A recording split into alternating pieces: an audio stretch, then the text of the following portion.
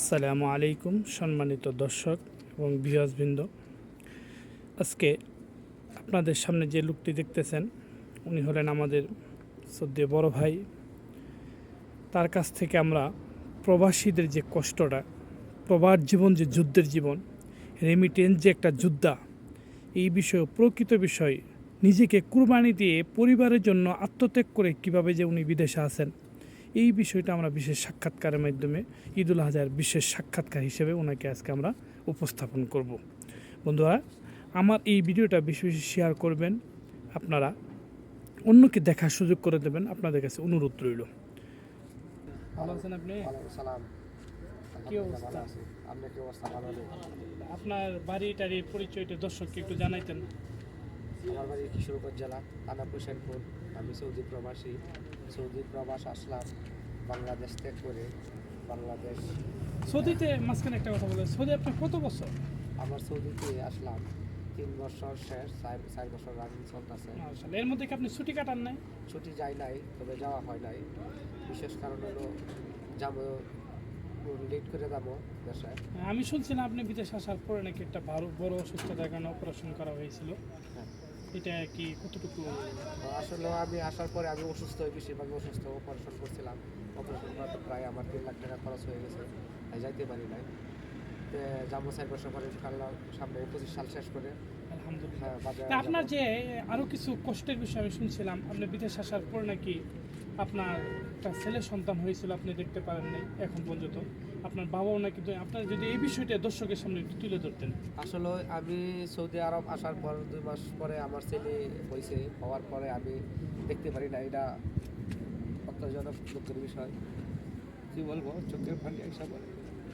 কষ্ট তো আছেই মনের ভিতর, বলতে পারি না। আসার পরে 2 মাস পরে আব্বা 1 বছর পরে মারা গেছে। বাবাও মারা গেছে এই বিদেশ আসার পরে? বাবাও মারা গেছে। আমার ছেলে ইনশাল্লাহ সব কিছু বলতে পারে, অথচ যাইতে পারি নাই। আসলে আসছি সৌদি আরব যে কোম্পানিতে আসছি মোটামুটি ভালোই, খারাপ না। আমি অসুস্থর কারণে পয়সা কামাইতে পারি নাই। চিন্তা ভাবনা আছে 25 সালে যাবো, আলহামদুলিল্লাহ। এখন আপনি যে আসছেন এই চালানটা কি আপনার মোটামুটি উঠছিল? মোটামুটি চালান উঠে নাই, এখন মোটামুটি উঠছে। এখন ইনশাল্লাহ সামনে যাবো 25 সাল শেষ করে। 25 সাল শেষ করে, কিন্তু আরো লং টাইম। কিন্তু আপনার তো এই যে আপনি কষ্ট করতেছেন, এর একটা উদ্দেশ্য তো আছে। উদ্দেশ্য আছে। এই উদ্দেশ্যটা কি আপনি একটু দর্শককে বলবেন? মানে আমার সন্তান, আমার ফ্যামিলি যদি সুখে থাকে তা আমি সুখে থাকবো। হাজার কষ্টের মাঝেও আমি। দর্শক দেখেন, এই যে ভাই আজকে 4-5টা বছর ধরে বিদেশে, উনি দেশে যাচ্ছে না, শুধু ওনার পরিবারকে লাইন করার জন্য, পরিবারকে ভালোবাসার জন্য, পরিবারকে দেশের রেমিটেন্স যোদ্ধা, নিজেকে পরিবারকে ভালো রাখার জন্য উনি দেশে যাচ্ছে না, লাইন কাট হচ্ছে না। উনি বলতেছে আমার ছেলে মানুষ হবে, মেয়ে মানুষ হবে, আমার তো জীবন চলে গেছে। এইরকম প্রতিটা প্রবাসীর জীবনে এরকম একটা গল্প আছে।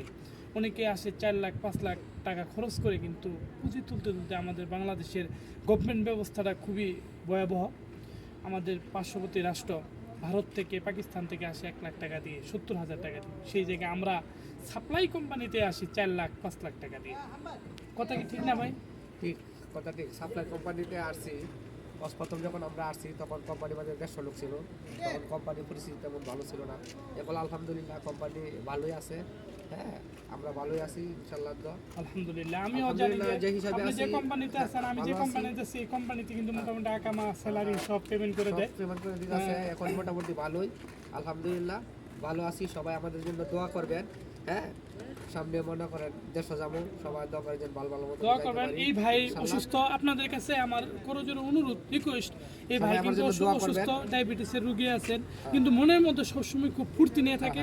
আজকে ঈদের দিন দেখেন এই যে নতুন জামা কিনছে, তারপরে আপনার হাজার কষ্টের মাঝে বুঝতে দেয় না, হাজার কষ্টের মধ্যে বুঝতে দেয় না ফ্যামিলিকে যে ওনার ভিতরে এক বুক এক পাহাড় কষ্ট নিয়ে বেঁচে আছেন।